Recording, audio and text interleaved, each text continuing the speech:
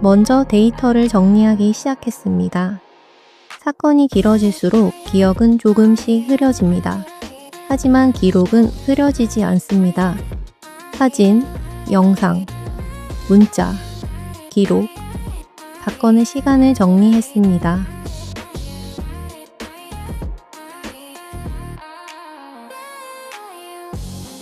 언제 무슨 일이 일어났는지 순서대로 정리하기 시작했습니다.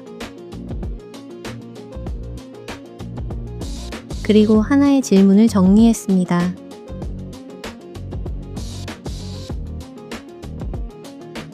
누수인가, 결로인가?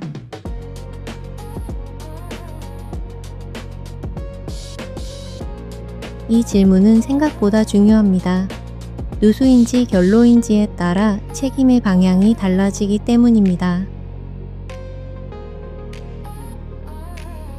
그래서 먼저 이 질문에 답해야 했습니다.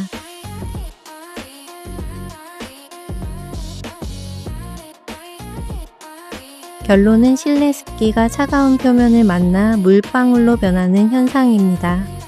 겨울철에 자주 발생합니다.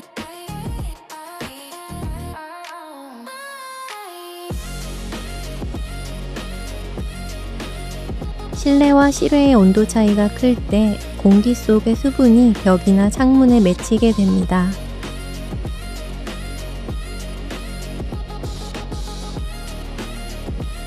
주로 창문 모서리 단열이 약한 곳에서 발생합니다.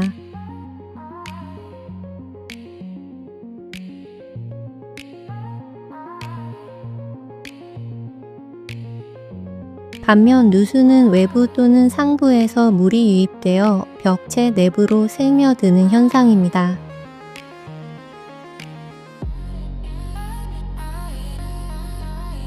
결로와 달리 외부에서 물이 들어오는 경우입니다.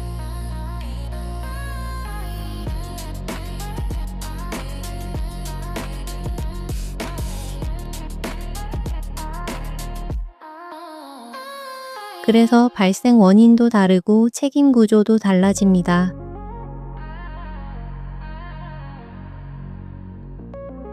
결론은 환경 문제입니다. 실내 습도, 환기 온도 차이.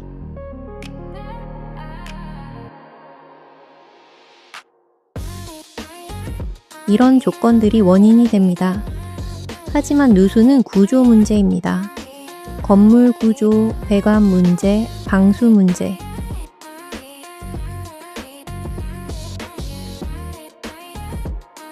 그래서 원인을 구분하는 것이 중요합니다.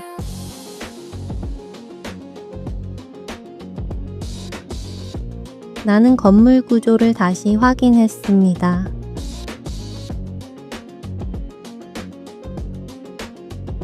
세움터에서 건축물 현황도 건축물 대장을 열었습니다.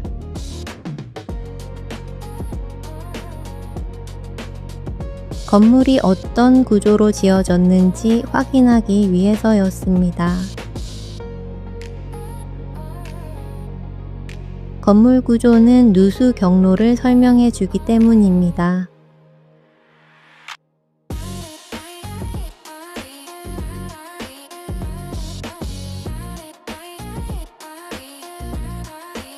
이 건물은 철근 콘크리트 조적식 구조, 단일 콘크리트 슬래브 구조였습니다. 이 구조는 90년대 건물에서 자주 볼 수 있습니다.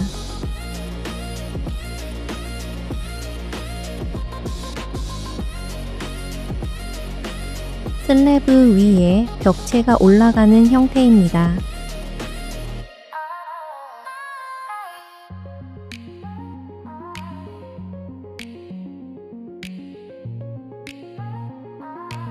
이 구조에서는 물이 수직으로만 떨어지지 않습니다.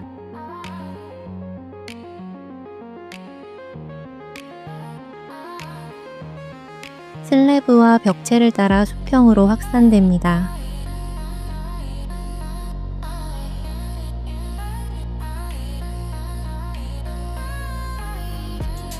그래서 물이 들어온 지점과 물이 보이는 지점이 다를 수 있습니다.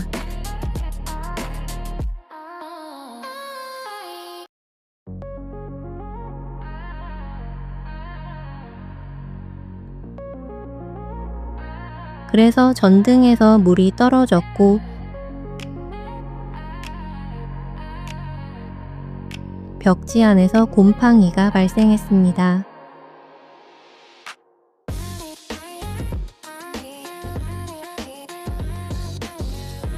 물이 천장을 따라 이동한 뒤 벽체 안쪽으로 스며든 흔적이었습니다.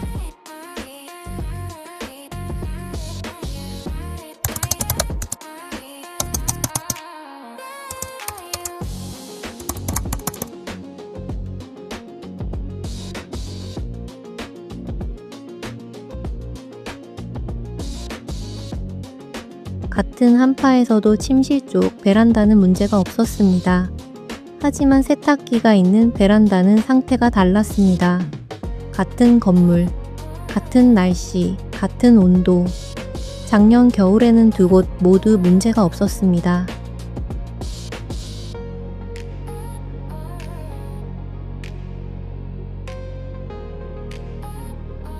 하지만 지난 1월 4일 이후 상태가 달라졌습니다.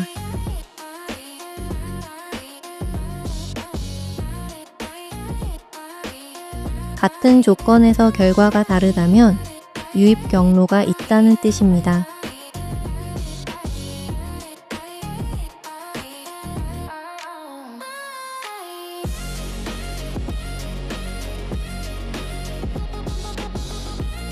어딘가에서 물이 들어오고 있다는 의미였습니다.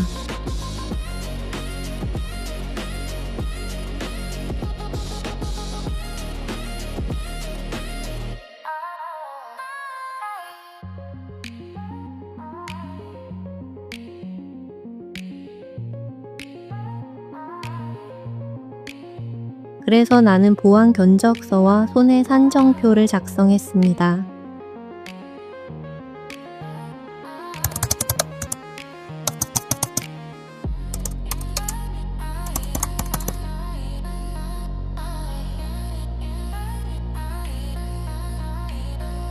누락된 공정 추가, 공정 복구 범위, 모든 내용을 정리했습니다.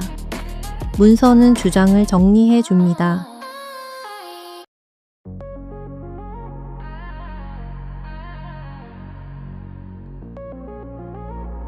그리고 보험사에 자료를 보냈습니다.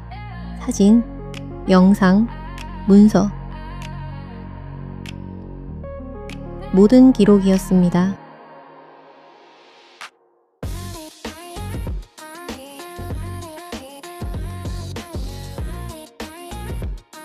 설명 대신 자료를 보냈습니다.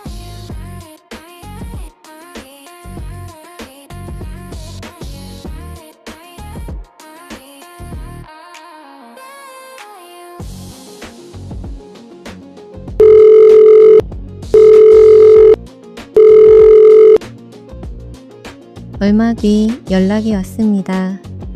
견적 전액 인정.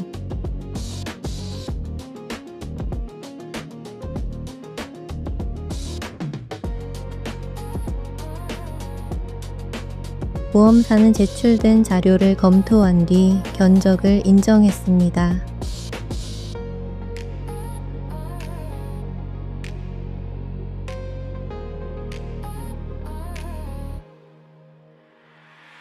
데이터는 설득보다 강했습니다.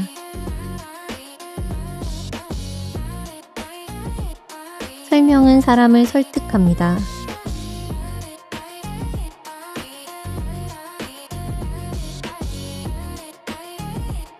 하지만 데이터는 판단을 만듭니다.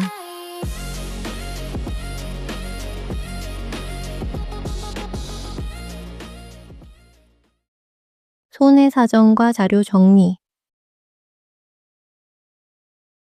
보험사고가 접수되면 피해 범위와 손해액을 확인하는 과정이 이어집니다. 이때 사진, 영상, 견적서, 손해 산정 자료는 보상 범위를 판단하는 데 중요한 자료가 됩니다.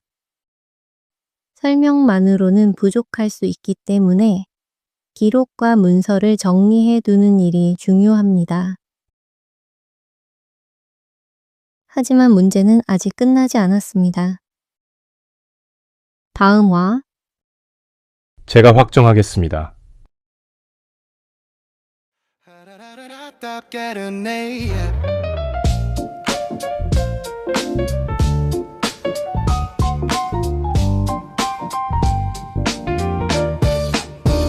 스물다섯 달력에 동그라미 젖어있던 내 방 이제 말라버린 고민 사진 찍고 서류 쓰고